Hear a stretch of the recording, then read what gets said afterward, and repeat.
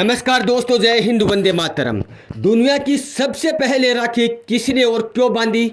रक्षाबंधन के त्यौहार को हम क्यों मनाते हैं? आइए दोस्तों, हम बात करते हैं। अगर आप रक्षाबंधन को दिल से मानते हैं तो वीडियो को लाइक ज़रूर करना। अगर आप अपनी बहन से भी प्यार करते हैं तो वीडियो को लाइक ज़रूर करना। दोस्तों, मैं आपको बता दूं कि रक्षाबंधन को हम सभी भाई बहन बड़े ही प्रेम और स्नेह के साथ हर साल मनाते हैं। बहनें थाल सजाकर भाई की आरती करती है और भगवान से प्रार्थना करती है कि उनका स्वस्थ और दीर्घायु हो। लेकिन क्या आप जानते हैं कि रक्षाबंधन बनाने की शुरुआत कलयुगी नहीं बल्कि पौराणिक काल से ही हो चुकी थी।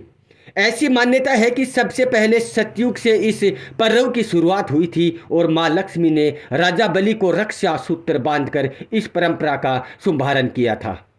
रक्षाबंधन के इतिहास को लेकर ऐसी ही कुछ और कहानियां भी प्रचलित है। आज हम इन्हीं कहानियों के बारे में हम आपको विस्तार से बताएंगे और आज आपको ये पता भी चल जाएगा कि दुनिया में सबसे पहले रक्षाबंधन के दिन राखी किसने और क्यों बांधी। भविष्य पुराण की एक कथा में बताया गया है कि इंद्र देवता की पत्नी सूची ने उन्हें राखी बांधी थी। एक बार देवराज इंद्र और दानवों के बीच में भीषण युद्ध हुआ था। जब दैत्य हारने लगे तो देवराज की पत्नी सूची ने गुरु बृहस्पति के कहने पर देवराज इंद्र की कलाई पर रक्षा सूत्र बांधा था। तब इंद्र ने इस रक्षा सूत्र की शक्ति से स्वयं अपने और अपनी सेनाओं के प्राण बचाए थे। राजा बलि का दान धर्म इतिहास में सबसे ज्यादा प्रख्यात है। एक बार मां लक्ष्मी ने राजा बलि को राखी बांधकर बदले में उनसे भगवान विष्णु को मांगा था। कहानी इस तरह है कि इस बार राजा बलि ने यज्ञ का आयोजन किया। तब उनकी परीक्षा लेने के लिए भगवान विष्णु वामनावतार लेकर आए और दानवीर राजा बलि से 3 पग भूमि मांग ली थी। बलि ने हाँ कह दिया तो वामनावतार ने 2 पग में ही सारी धरती और आकाश नाप लिया।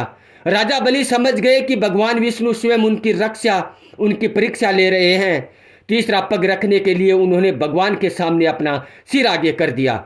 फिर उन्हें भगवान से ये याचना की, अब तो मेरा सब कुछ चला गया है प्रभु, आप मेरी विनती स्वीकार करें और मेरे साथ पाताल में चढ़ कर रहे। भगवान को भी भक्त की बात माननी पड़ी और विष्णु जी वैकुंठ छोड़कर पाताल चले गए। जब देवी लक्ष्मी को यह पता चला कि वह गरीब महिला का रूप धारण कर बलि के पास पहुंची और राजा बलि को राखी बांध दी। बलि ने कहा है कि मेरे पास तो आपको देने के लिए कुछ भी नहीं है, पर इस पर देवी अपने रूप में आ गई और बोली, आपके पास तो साक्षात श्री हरि है और मुझे वही चाहिए।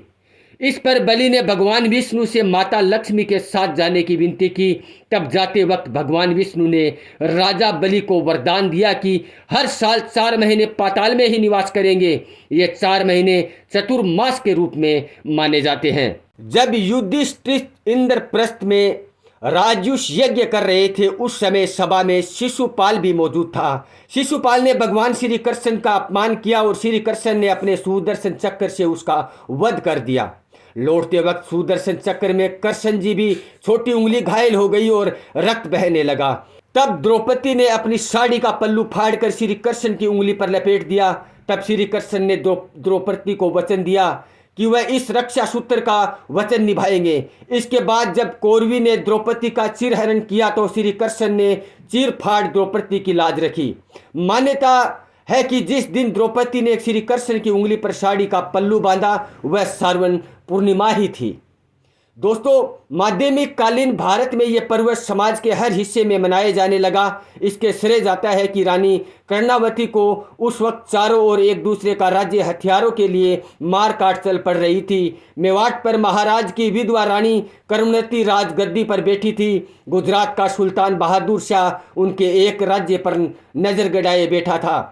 तब रानी ने हुमायूं को भाई मानकर राखी भेजी। हुमायूं ने बहादुर शाह के रानी कर्मवती के राज्य की रक्षा के लिए राखी की लिहाज रखी थी। तो अगर इसके अलावा अगर आपको पता है तो कमेंट बॉक्स में ज़रूर बताना। वीडियो को लाइक करना, चैनल को सब्सक्राइब करना। जय हिंद, वंदे मातरम।